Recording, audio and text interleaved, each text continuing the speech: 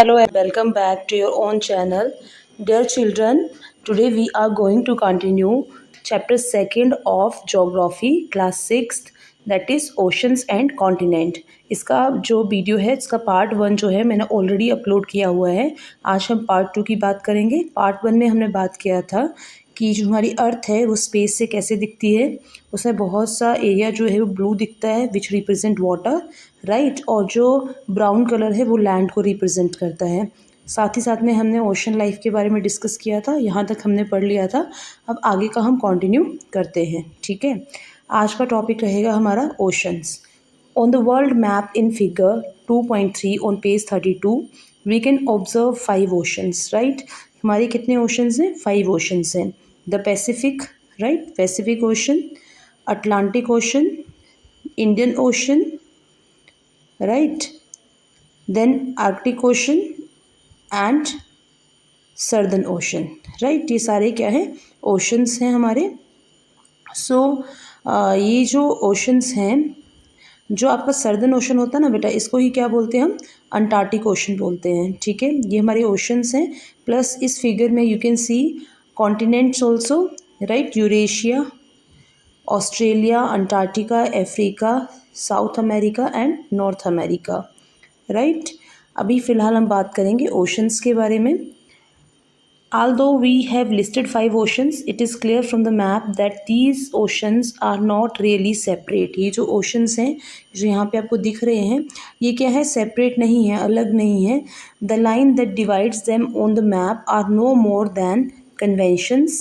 The natural world does not follow such boundaries.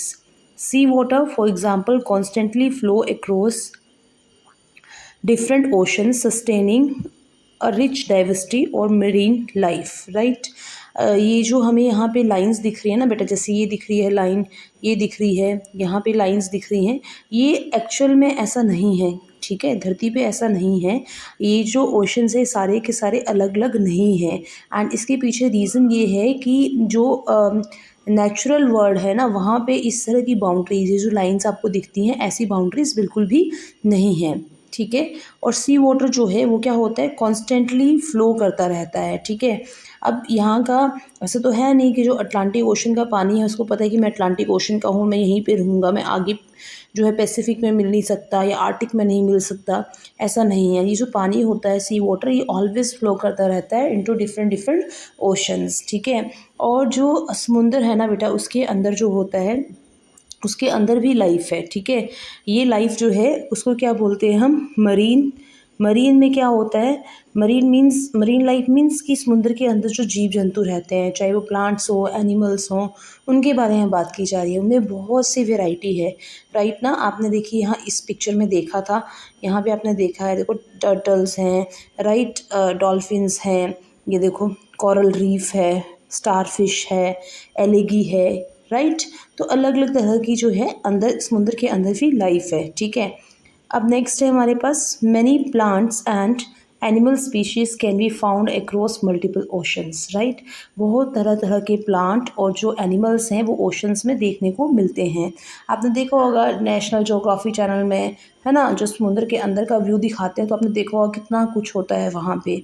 The marine flora, flora का मतलब होता है प्लांट लाइफ, ठीक है। इंक्लूड्स टाइनी प्लांट कॉल्ड एलिगी, ठीक है। जो ऊपर पिक्चर में आपको दिखाया था, यहाँ पे देखिए, ये देखो, ये क्या है?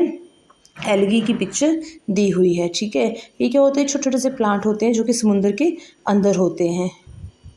देन उसके बाद आपको आगे बताया गया है and all kind of seaweed, समुद्री घास जो होती है वो भी मरीन लाइफ का ही हिस्सा है, ठीक है।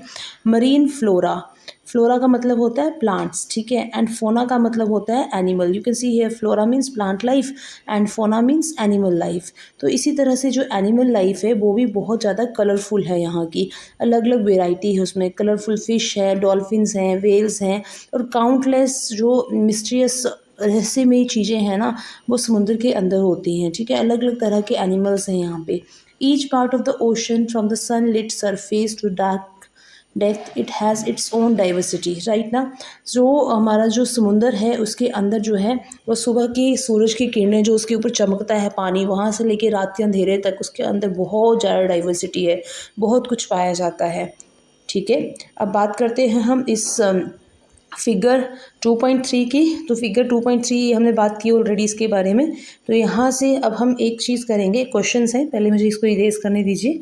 यहाँ पे कुछ लेट्स एक्सप्लोर करके क्वेश्चंस दिए गए हैं, जिसमें कहा गया है कि locate the 5 oceans and in the table below mark the hemisphere और हेमिस्फीयर्स दे बिलोंग टू। ठीक है, यहाँ पे देखना है कि जैसे पैसिफिक ओशन है तो ये कौन से हेमिस्फीयर में है, वो हमें देख के बताना है यहाँ पे। ठीक है, तो यू कैन सी है कि पैसिफिक कहाँ पे है। ये देखो, ये होता है ऊपर वाला नॉर्दर्न हेमिस्फीयर, ये होता है सदर्न हेमिस्फीयर। इसको आप खुद करेंगे और प्लीज़ मुझे कमेंट सेक्शन में बताइएगा अगर आपको कोई प्रॉब्लम आती है इससे रिलेटेड। अब हम बात करते हैं, it is visible on the map that Pacific ocean is the largest. देखो ये 1 मार्क क्वेश्चन बनता है, which is the largest ocean. तो सबसे बड़ा ओशन कौन सा है, पैसिफिक है। यू कैन सी कितना ज़्यादा एरिया जो है वो पैसिफिक ओशन जो है वो कवर अप कर रहा है। ठीक है, उसके बाद नेक्स्ट आता है फॉलोड बाय अटलांटिक ओशन। उसके बाद सेकंड नंबर पे कौन सा ओशन आता है, अटलांटिक। अच्छा, ऐसे करते हैं, इसको 1 2 लिखते हैं यहाँ पे हम, तो आपको इजी रहेगा।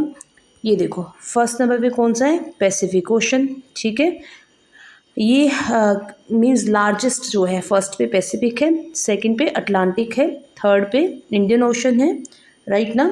फोर्थ पे जो है वो है हमारा सदर्न ओशन, राइट। एंड जो स्मॉलेस्ट वन है वो है हमारा आर्टिक ओशन, फिफ्थ नंबर पे। ठीक है, ये आपको याद होना चाहिए कि कौन सा ओशन कितने नंबर पे आता है, कितने बड़े हैं कितने छोटे हैं, इस तरह से। As the map of ocean makes clear the main limit of the Indian oceans are Asia to the north. ठीक है, जो हमारा इंडियन ओशन है उसके देखो यहाँ से देखते हैं साथ साथ में, ये रहा हमारा जो इंडियन ओशन है, इसके कहाँ से, नॉर्थ साइड से किसको कर रहा है, देखो ये रहा हमारा इंडियन ओशन। तो इसके नॉर्थ साइड में क्या है, एशिया है। ठीक है, अफ्रीका टू द वेस्ट, इसके वेस्ट की तरफ क्या है, अफ्रीका है। ठीक है, एंड ऑस्ट्रेलिया किस तरफ है, ईस्ट की तरफ क्या है, ऑस्ट्रेलिया है। ठीक है, एंड साउथ की तरफ क्या है, सदर्न ओशन है। Okay, on the other side of India we find 2 parts of Indian Ocean. Indian Ocean के 2 पार्ट हैं। ठीक है, the one is Arabian Sea and the other one is Bay of Bengal. ठीक है, ये भी 1 मार्क क्वेश्चन बनते हैं यहाँ से। अब अरेबियन सी जो है वो वेस्ट की तरफ पे है और जो बे ऑफ बंगाल है वो कहाँ पे है, ईस्ट की तरफ पे है।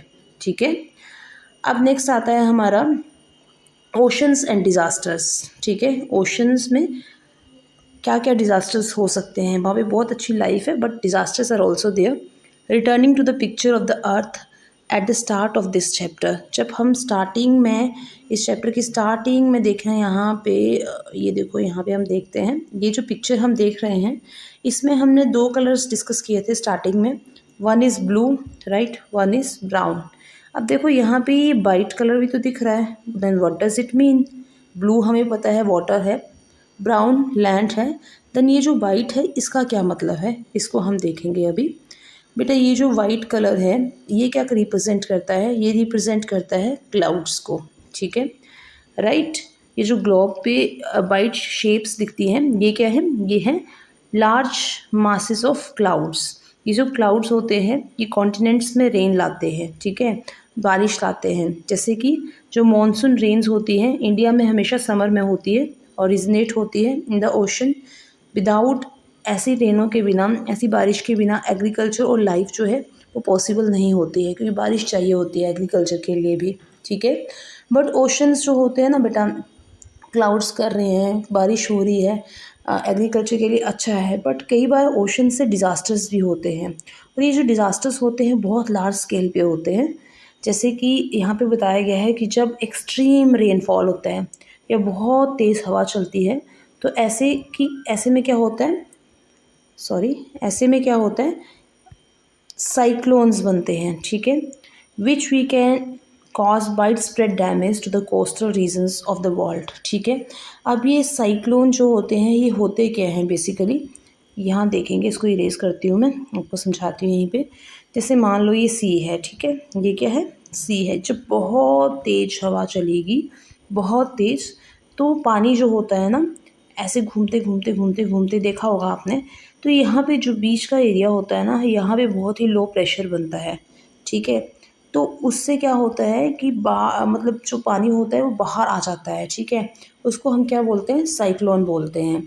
मैं आपको बिल्कुल सिंपल लैंग्वेज में समझा रही हूँ, ठीक है। अब बात करते हैं नेक्स्ट। ये जो साइक्लोन होते हैं ये ज़्यादातर जो हमारी कोस्टल एरियाज़ होते हैं, कोस्टल एरियाज़ मैंने आपको पहले ही बताया था, जैसे जो एरियाज़ पानी के आसपास के होते हैं उनको बहुत लार्ज स्केल पे डैमेज करते हैं, ठीक है। उनको ये क्या करते हैं, डैमेज करते हैं। इसी तरह से सुनामीज़ होती हैं। सुनामी क्या है, ये एक तरह का नेचुरल डिज़ास्टर है that originate in the ocean, ठीक है, जो कि ओशन में ओरिजिनेट होता है, ओशन से ही चलता है, शुरू होता है। इट इज़ बेसिकली क्या होती है, एक ह्यूज बहुत बड़ी और पावरफुल वेव होती है जो कि अर्थक्वेक आता है ना, तब ये वोल्केनिक इरप्शन आता है at the bottom of ocean.